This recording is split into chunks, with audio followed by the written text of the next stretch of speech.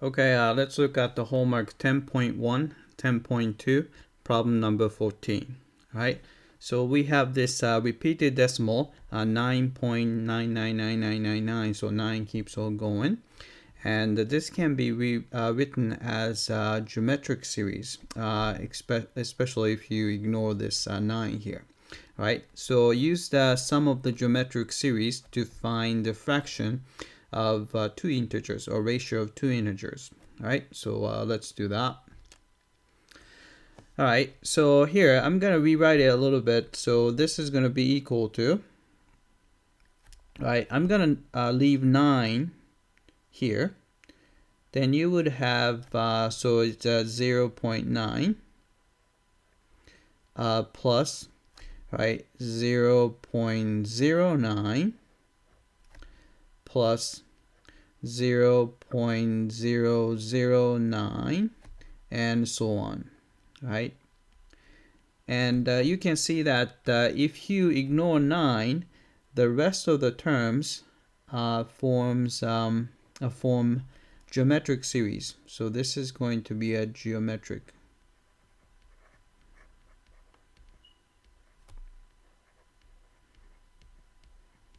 Right? Geometric series.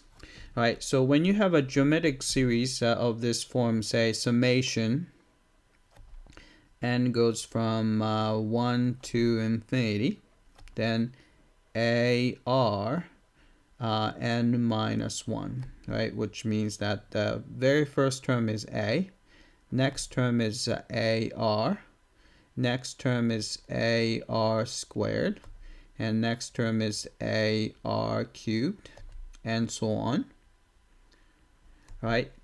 And this guy has a sum, right? We can actually, there's a formula for this infinite series. The sum is going to be A over 1 minus R if absolute value of R is strictly less than 1, right?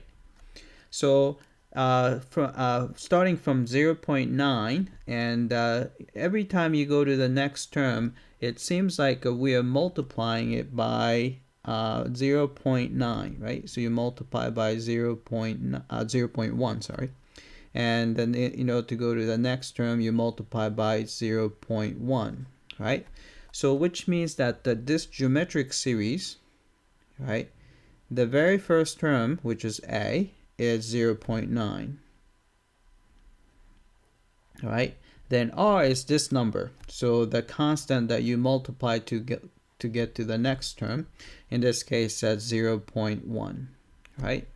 So the sum is going to be, so we can write it as, right, so 9 is still there, so 9, but the rest of the term, sum is going to be just A over 1 minus R, so it's going to be plus A is 0.9, 1 minus R, in this case 0.1, right?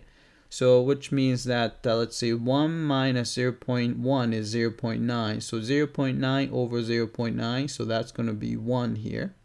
So you have a 9 plus 1, so that will give you 10, right? So the sum is actually 10, right? So let's type it in. All right, the answer we got for this one is 10. All right, oops. Let's right, again, it's 10, right? So let's submit for testing. Okay, look, I came back and looks like we got this one correctly. All right, that's it. I hope that this was clear.